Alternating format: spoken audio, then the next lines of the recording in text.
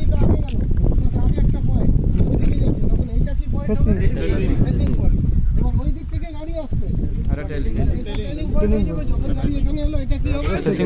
Facing point. বোঝা গেল? Trailing point, facing point.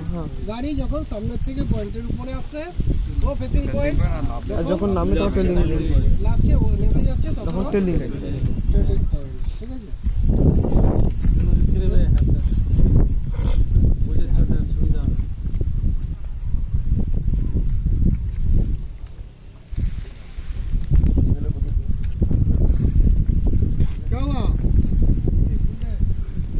জমি জমা ভিতরে সিগন্যাল দেওয়া থাকে। এবারে তোমাকে যেখানে যাওয়ার আছে সেই সিগন্যালটা প্রপারলি লোয়ার হলো কিনা নিশ্চিত হতে হবে আগে, তারপরে তুমি ড্রাইভারকে সিগন্যাল দেখাবে আগে যাওয়ার জন্য। ঠিক আছে? এইটুকুই দায়িত্ব থাকে যখন তুমি সিগন্যাল মুভমেন্ট করছো। ঠিক আছে? শান্তিক করার সময় আর একটা জিনিস দেখতে হবে, সিগন্যাল মুভমেন্ট করে তোমার গাড়ি আসছে, যে লাইনে তুমি গাড়ি নিয়ে যাচ্ছ, শান্তিক করতে হলে সবসময় ব্লক লাইনেই ঢুকাতে হয়। ফলিং ওয়ার্কগুলো ক্লিয়ার আছে কিনা সিগন্যাল দেওয়ার আগে এটা দেখতে হবে।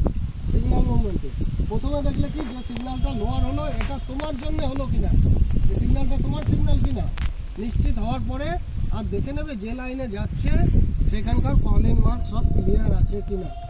ঠিক আছে? তারপরে তুমি ড্রাইভারকে সিগন্যাল দেবে গাড়িটা আগে আসার জন্য। ঠিক আছে?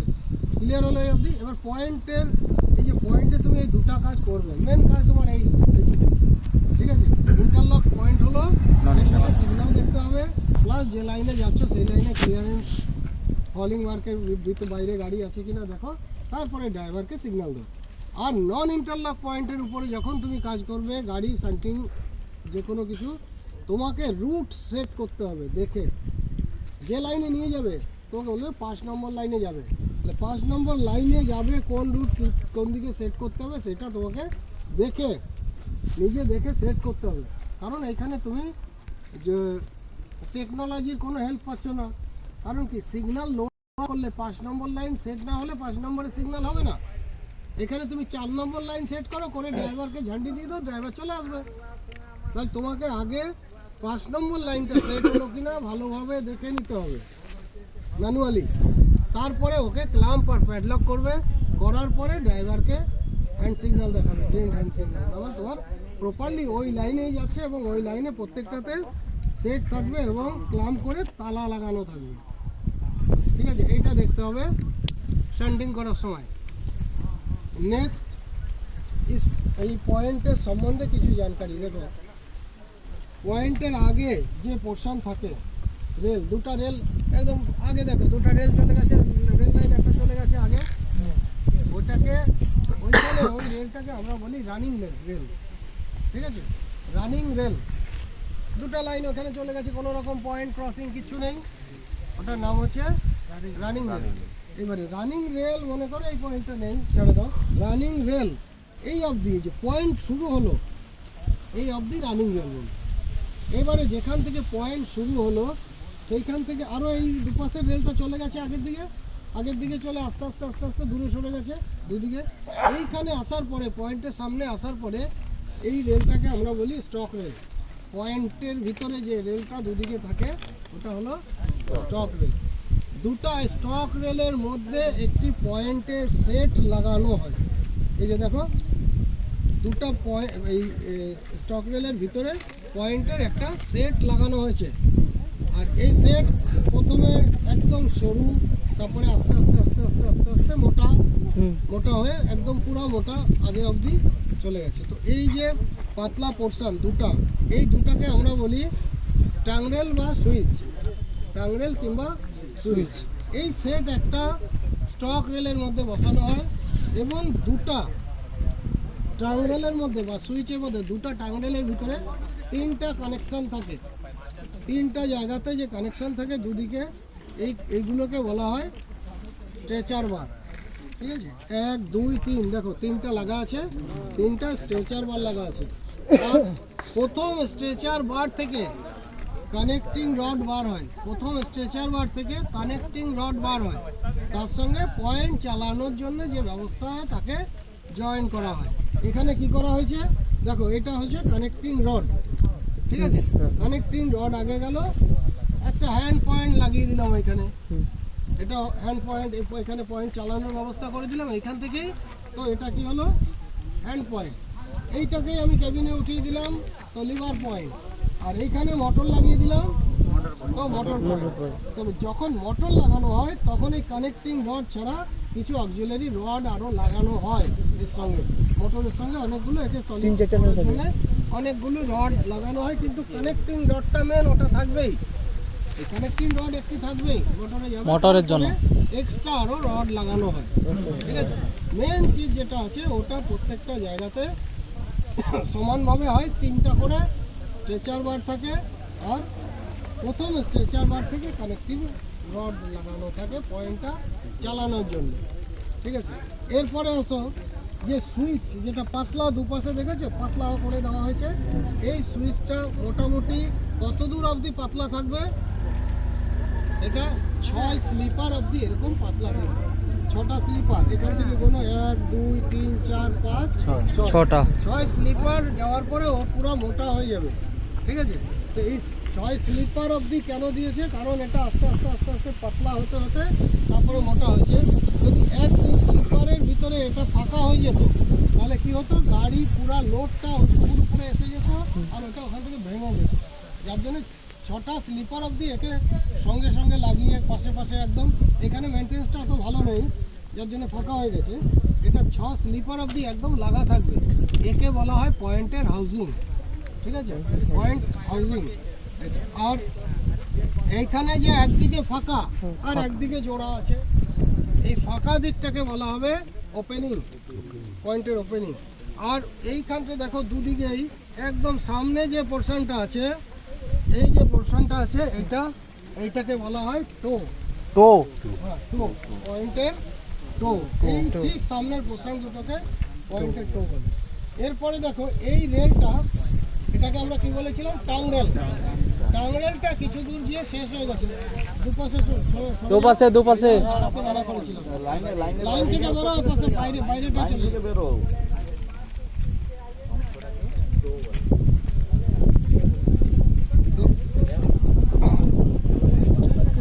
দেখো এই যে টাংরেলটা এটা কিছু দূরে গিয়ে শেষ হয়ে গেছে, মোটামুটি কনসেপ্ট লেআউটের পয়েন্ট, এতে একটা নির্দিষ্ট মাপ থাকে এতটা, তো ওইখানে গিয়ে ও শেষ হয়ে গেছে, যেখানে টাংরেল দুটো শেষ হয়ে গেছে দেখো জয়েন করা আছে দুদিকেই।